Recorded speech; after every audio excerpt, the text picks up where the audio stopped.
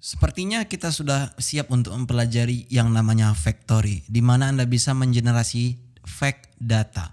Jadi ketika misalnya Anda ingin membuat aplikasi dan Anda butuh dummy data, ya kan Anda mungkin cari di internet dan itu sebenarnya bukan solusi. Kenapa seperti itu?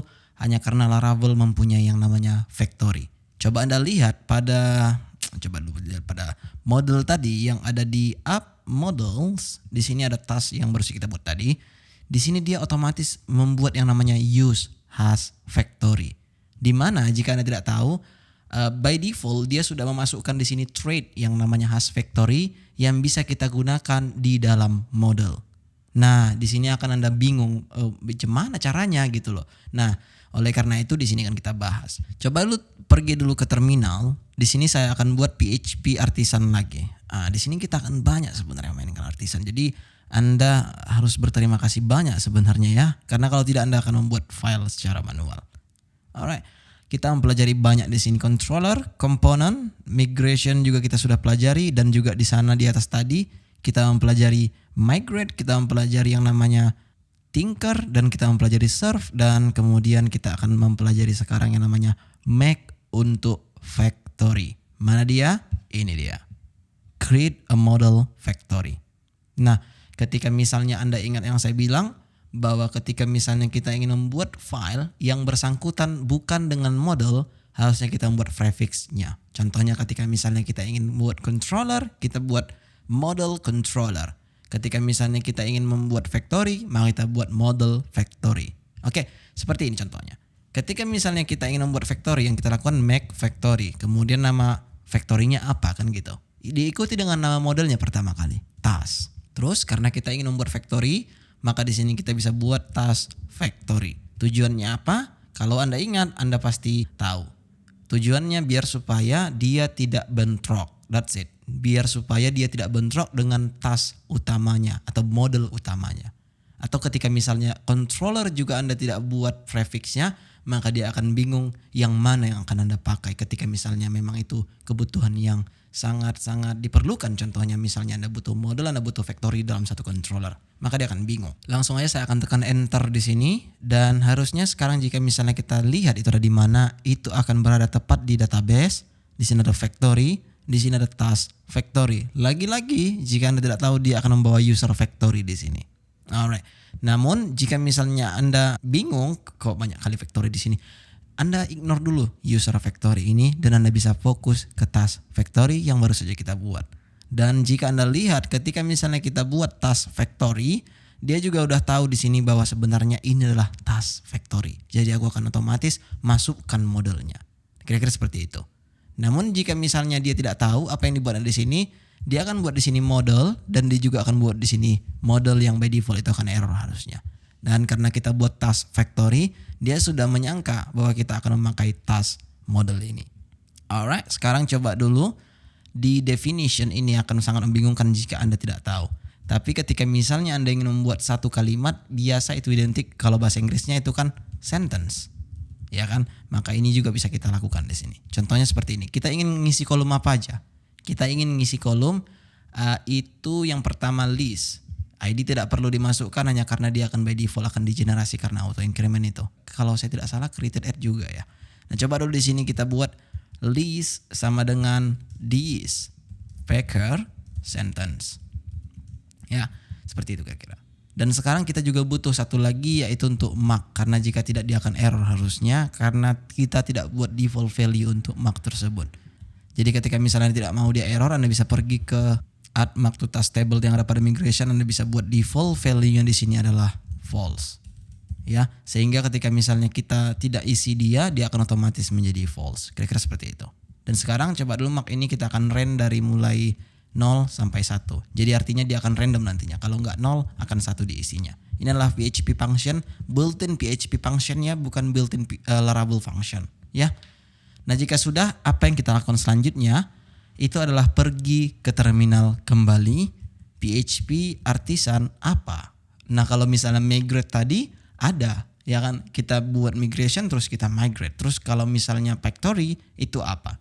Jika Anda menggunakan factory, yang Anda lakukan adalah tinker kembali. So PHP artisan tinker. Apa yang kita lakukan di sini? Select modelnya. Kita buat di sini app models, kita buat di sini task, terus kita buat di sini factory. Selanjutnya jika kita ingin membuat factory-nya satu data, kita buat di sini create. Kita enter. Maka sudah masuk di sini datanya. List sama dengan ini dan mark-nya itu 1. Kita cek di database. Maka sudah masuk di sini. Oke, coba dulu kita trunk dulu biar supaya jelas saja bahwa data ini sudah kosong. Dan saya akan lakukan sekali lagi, enter. Kita refresh di database. Harusnya sudah masuk, sekali lagi. Harusnya sudah masuk, sekali lagi. Harusnya sudah masuk, sekali lagi. Harusnya sudah masuk.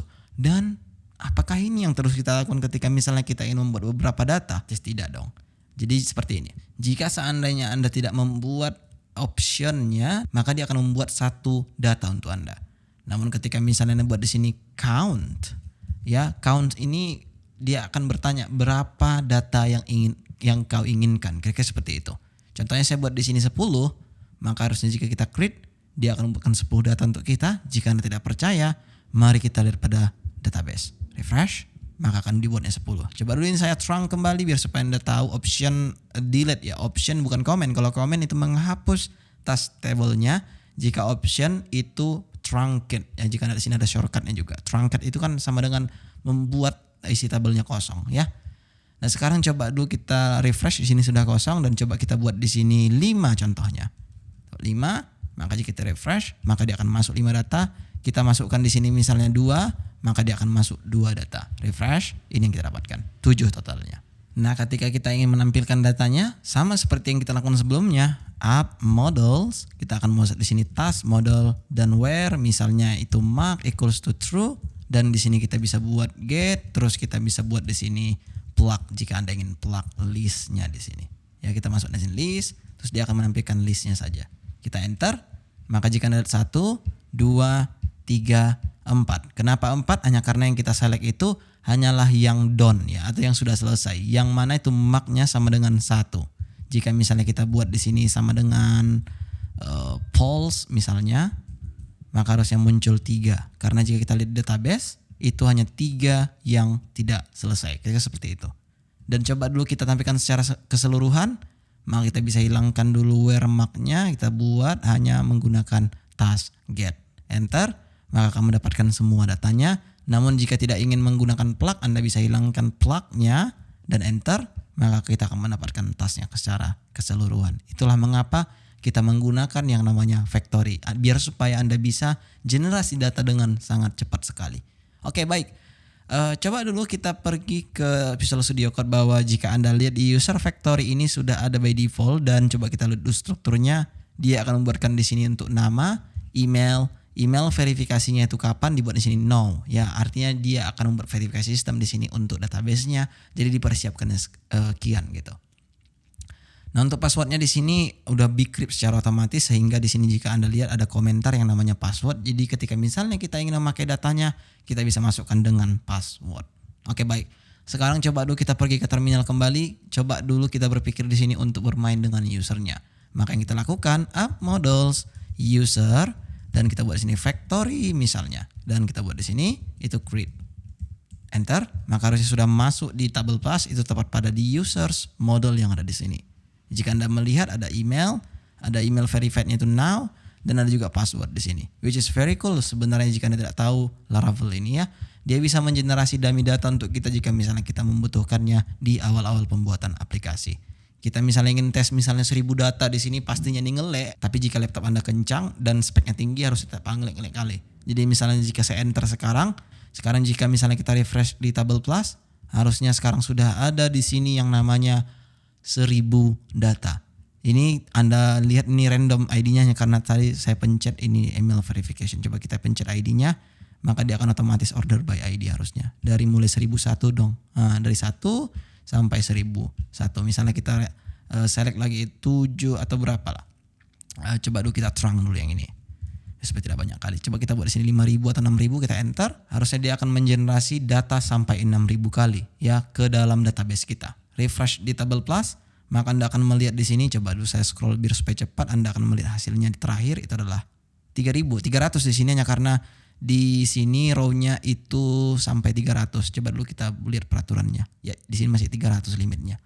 Andai saja saya buat di sini misalnya 9.000, harusnya akan muncul sampai query terakhir yaitu adalah 6.000. Ya, jika ada di sini 6.000 dia.